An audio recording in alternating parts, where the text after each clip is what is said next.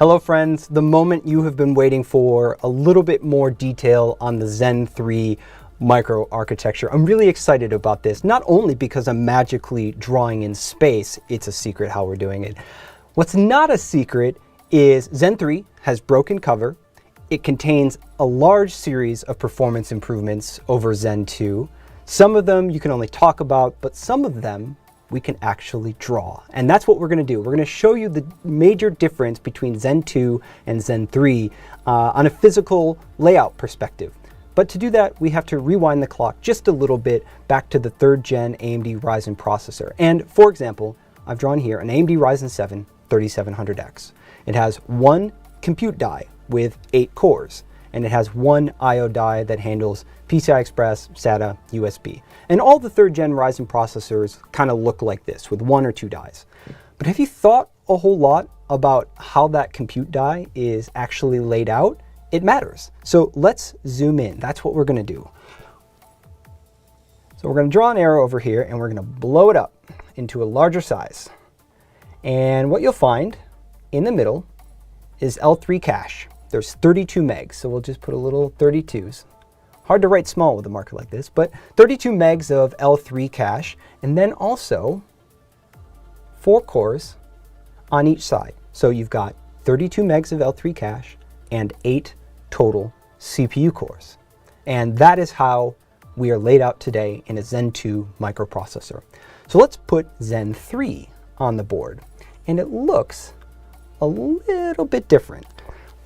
And this isn't exactly how the chip is laid out in real life, but it helps to draw it this way, just so you can see what's going on. So we're going to put L3 there again. So we've got also 32 megs of L3, just like Zen 2.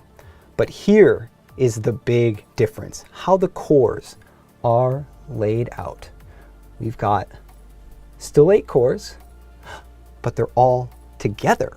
All 8 cores are in one single large block. And here's a major difference. If on this CPU with Zen 2, you want to talk to the other group of 4 cores, you have to leave the CPU through the I/O die and come back up, right? You have to do this. You have to go back and forth between the 4 cores. And the same is true with cache. In fact, we can show you the division just by drawing it. The chip is kind of cut in half. That CCD is somewhat cut in half. You've got 16 megs with 4 cores on one side and 16 megs with 4 cores on the other side. And this is really great for scalability because it allows AMD to bolt groups of 4 together to make much larger blocks. So that's how we got to 16 cores in Socket AM4, or heck, 64 cores with Threadripper. The design is awesome for scalability. But when it comes to gaming performance, something we're continuing to focus on and really drive hard, and also single thread performance, making that fast individual CPU core for responsive computing, the design in Zen 3 really helps. Having all of those cores together eliminates some communication penalties of leaving one group to go to the other.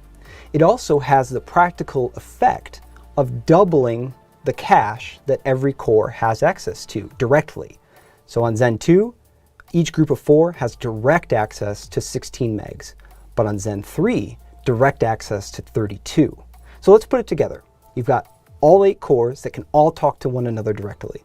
And you've got 32 megs of cache where all the cores can talk directly to that too. So that's a lot more synchronicity in the design, a lot lower latency in the design. And that is a design goal that games really, really love. I think you're going to be really impressed by the gaming performance that the Zen 3 architecture can turn out. Oftentimes, it's difficult to talk about architectural changes in a diagram. Some of them are a little new connection from point A to point B, and that doesn't show up well in a picture. But this one does. This is a major design change coming into Zen 3, bringing 8 cores and 32 megs of cache together in one large block.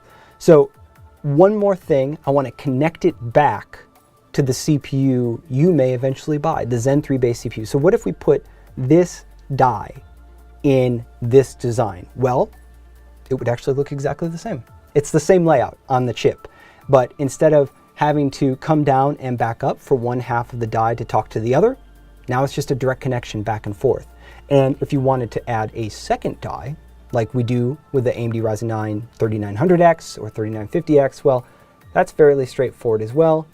You would just put another die in the package. So it doesn't change the layout of the AMD Ryzen CPUs with Zen 3. It just changes how the cores are configured inside to improve communication, make them faster, and help gaming performance at the end of the day.